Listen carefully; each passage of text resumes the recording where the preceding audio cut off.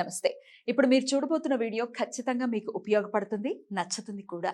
మరి మీకు నచ్చిన విషయం నాకు తెలియాలి అంటే ఈ వీడియోని మీరు లైక్ చేయాలి, షేర్ చేయాలి, అలాగే మన ఛానల్‌ని సబ్స్క్రైబ్ చేయాలి. మీ సపోర్ట్‌ని నాకు అందిస్తారు కదూ! ఓకే. ఇప్పుడు వీడియోని స్టార్ట్ చేద్దాం. నేను మీ జయశంకర్ సిస్ట్లా. మన పిల్లలకి పుట్టిన తేదీని అనుసరించి బలమైన సంఖ్యాబలంలో పేరు పెడదాం. సమాజానికి దేశానికి బలమైన పౌరులనిద్దాం. ఏ ఇంట్లో కూడా అర్ధాయుష్ మరణాలు లేకుండా చేద్దాం. నమస్తే, వెల్కమ్ టు అవర్ ఛానల్. నేను పద్మిని. ప్రస్తుతం పాటు ప్రముఖ ఆధ్యాత్మికవేత్త, ఆస్ట్రోన్యూమరాలజిస్ట్, వేదిక్ వాస్తు స్పెషలిస్ట్, శ్రీ విద్య మరియు హనుమత్ ఉపాసకులు బ్రహ్మశ్రీ డాక్టర్ శివయోగి సిస్లా జయశంకర్ గారు మనతో పాటు ఉన్నారు. మాట్లాడదాం. సార్ నమస్తే. సార్ ఆయుష్మతి భవ. సార్, జగన్ షర్మిలాల మధ్య రాజకీయం, అది కుటుంబ రాజకీయం అనేది చాలా తారాస్థాయికి వెళ్తోందా అని అనిపిస్తోంది పరిస్థితుల్ని చూస్తుంటే. ఇద్దరికిద్దరు ఆవిడ కాంగ్రెస్ లో జాయిన్ అవ్వటం కావచ్చు, ఇప్పుడు ఎలక్షన్స్ కూడా వస్తున్నాయి కాబట్టి చాలా టఫ్ ఫైట్ ఇవ్వబోతున్నారు అనేది అట్లీస్ట్ అసలు ఓట్లు చీలేటటువంటి పరిస్థితి అయితే కల్పించేటటువంటి ఇది ఉంది అనేది వాదన వినిపిస్తోంది. అసలు ఈ కుటుంబ రాజకీయాన్ని ఎలా చూడొచ్చు, ఎలాంటి ఇంపాక్ట్ చూపిస్తారు షర్మిల గారు జగన్ గారి మీద అనేది ఇప్పుడు చాలా ఆసక్తికరమైనటువంటి విషయం. ఏమంటారు సార్? 100కి 100 వాళ్ళ కుటుంబంలో తలెత్తిన విభేదాలు ఇందుకు కారణం అనేది కనబడుతోంది. బట్ ఫైనల్గా చివరి అల్టిమేట్గా ఎండింగ్కి వచ్చేసరికి ప్రజలు పిచ్చోళ్ళు అవుతారు ఇప్పుడు కూడా. ఎందుకంటే మనం చూసుకున్నట్టయితే జగన్ గారి జాతకం, జగన్ గారి డేట్ ఆఫ్ బర్త్, ఆయన పేరులో ఉండే నెంబర్స్, షర్మిల గారి డేట్ ఆఫ్ బర్త్, షర్మిల గారి పేరులో ఉండే నెంబరు ఏంటి, వీటిని కనుక చూసుకున్నట్టయితే వాళ్ళ లక్షణాలు, వాళ్ళ ఆలోచన ధోరణి ఇవన్నీ మనకు తెలుస్తుంటాయి.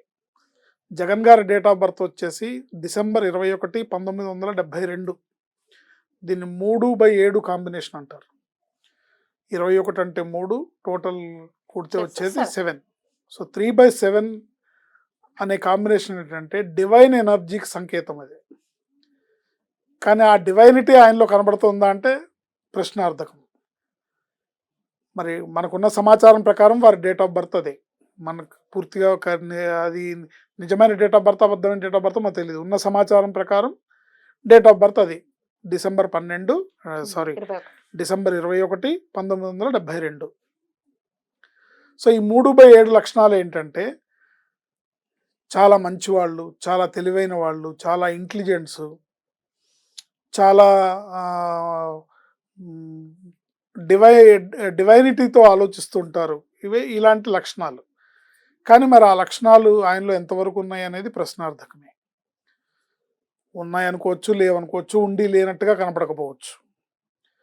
కానీ ఇక్కడ మెయిన్ ఆయన్ని దెబ్బ కొట్టేది as per my knowledge YS Jagan అనేది ఆయన ఎక్కువగా దెబ్బ కొడుతుంది. పేరు. సో పేరు అంటే జగన్ అన్నా బాగుండదు, వైఎస్ జగన్ అన్నా బాగుండదు, జగన్మోహన్ రెడ్డి అన్నా బాగుండదు, వైఎస్ జగన్మోహన్ రెడ్డి అన్నా బాగుండదు. ఏం బాగుంటుంది సార్ ఆయనకి?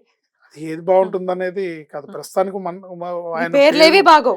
అన్నిట్లో నెగిటివ్ నెంబర్స్ ఉన్నాయి. సో జగన్లో 13వ నెంబర్ ఉంటుంది, వైఎస్ జగన్ అన్నా కూడా 13వ నెంబర్ ఉంటుంది. 13వ నెంబర్ని డెత్ నెంబర్ అంటారు. సో ఇప్పుడు డేట్ ఆఫ్ బర్త్ ప్రకారం ఈయన లక్షణాలు ఏవైతే డివైనిటీ, మంచితనం, ఇంటెలిజెన్స్ ఇవన్నీ ఏమవుతాయంటే ఈ జగన్ జగన్ జగన్ జగన్ అనే పేరుకి పవర్ పెరుగుతున్న కొద్దీ ఆ లక్షణాలన్నీ కూడా ఏమవుతాయంటే మూర్ఖత్వంగా మారడానికి, మొండితనంగా మారడానికి, నేను అనుకున్నదే చెయ్యాలి అనుకునే ధోరణికి, ఒంటెత్తు పోకడని చూపించే తత్వానికి, నేనింతే అనే తత్వానికి దారితీస్తాయి. ఓకే. ఇకపోతే షర్మిల గారి డేట్ ఆఫ్ బర్త్ తీసుకుంటే ఆవిడ date of birth 17 December 1973. 17 December 1973 అంటే 8/4 కాంబినేషన్ అంటారు. ఈవిడ డేట్ ఆఫ్ బర్త్ ప్రకారం చూస్తే ఈవిడ కూడా చాలా మంచి ఆవిడ. డేట్ ఆఫ్ బర్త్ కాంబినేషన్ ప్రకారం చాలా మంచి ఆవిడ. కానీ ఆ మంచితనానికి ఈవిడ పేరులో ఉన్న నెంబర్ 36వ నెంబర్ అని హెల్టర్ స్కెల్టర్ నెంబర్ అంటారు. ఈ నెంబర్ వల్ల ఏమవుతుందంటే ఈవిడ మంచిని పొగిడేవాళ్ళు కానీ, ఈవిడ మంచిని ఎంకరేజ్ చేసేవాళ్ళు కానీ చుట్టుపక్కల ఉండరు. అమ్మా నువ్వు గ్రేట్ అమ్మా, అమ్మా నువ్వు సూపర్ అమ్మా అనే భజన బృందమే ఎక్కువగా ఉంటారు. ఈవిడికి మంచి చెప్పేవాళ్ళు తగ్గిపోయి ఈవిడ చేసింది ఇది కాదు, ఇది కరెక్ట్ కాదు, ఇలా వెళ్దాం అని చెప్తే వింటుంది ఆవిడ. కానీ అలాంటి వాళ్ళు ఎవరు ఆవిడ చుట్టూ ఉండరు. అరే ఏంటి ఆవిడ ఏం చేసినా నువ్వు సూపర్, నువ్వు బ్రహ్మాండం అమ్మ, నువ్వు టాప్ అమ్మ అనే వాళ్ళే ఉంటారు. దానివల్లే ఆవిడ ఇబ్బంది పడుతుంది, మోసపోతుంది. అర్థమైందా అండి? రైట్ సో ఈ నెంబర్స్ వల్ల ఒక్క మాటలో చెప్పాలంటే జగన్ గారిది పేరు వల్ల ఏర్పడిన మహామొండితనం, షర్మిల గారిది తెలిసి తెలియకుండా ఏర్పడిన అహంకారం. వీటిని తగ్గించుకుంటే వీళ్ళు సమాజానికి ఉపయోగపడతారు. లేనట్టయితే వాళ్ళు ఎవరు ఓట్లు ఎవరు చీలుస్తారో, ఏ పార్టీ నెగ్గుతుందో, ఏ పార్టీ అధికారంలోకి వస్తుందో పక్కన పెడితే సమాజానికి కంటకంగా మారుతుంది తప్ప, అంటే ఎండ్ ఆఫ్ ది డే మళ్ళీ అందరూ ఒకటిగానే అవుతారు అనేది మనం ఎప్పుడు రాజకీయంగా కానీ మనం డబ్బున్న వాళ్ళ దృష్ట్యా చూసుకున్నా కానీ మనకి ఇది తెలియని విషయం కాదు.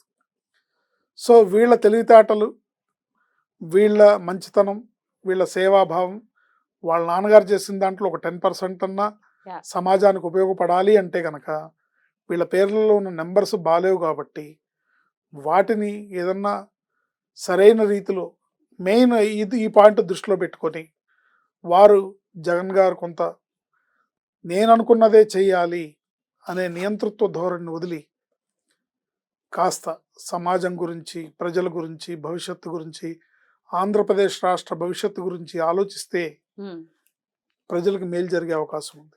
రైట్ ఆయనకి తెలియంది మొండితనం, అంటే తనది మొండితనం అని ఆయనకి తెలియదు.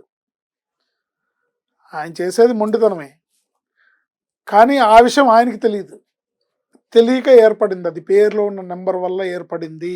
కరెక్ట్ గానే చేస్తున్నాను అన్ని అని నేను కరెక్టే అని ఆయన అనుకుంటారు. అదే భావనలో ఆయన ఉంటారు. ఏంటి అట్లాగే షర్మిల గారిది తెలియని అహంకారం. ఏంటి దాన్ని మీరు ఏ పదమైనా పెట్టుకోండి, ఈగో అనుకోండి, ఏదన్నా అనుకోండి, తెలియదు, తెలియదు, ఆవిడకి తెలియదు. నేను ఉండాల్సిన పద్ధతి ఇదే అని ఆవిడ అనుకుంటుంది. వీటిని వీళ్ళు అవేర్నెస్తో అవాయిడ్ చేసుకోగలిగితే ప్రజలకు మేలు జరుగుతుంది, రాష్ట్రానికి మేలు జరుగుతుంది, మంచి సమాజానికి ఉపయోగపడే. రెడ్డి గారు కాంగ్రెస్లో ముఖ్యమంత్రి అవల, రాజకీయాల్లో పర్మనెంట్ శత్రువులు ఉండరు, పర్మనెంట్ మిత్రులు ఉండరు. ఏంటి పైగా వీళ్ళు సొంతంగా తోడబుట్టిన వాళ్ళు. ఇది తాత్కాలికంగా ఏర్పడిన వైరమే తప్ప ఇది పర్మనెంట్ అని మనం శాశ్వతం కాదు. ఏంటి శాశ్వతం అనే భ్రమలో ప్రజలు పడద్దు.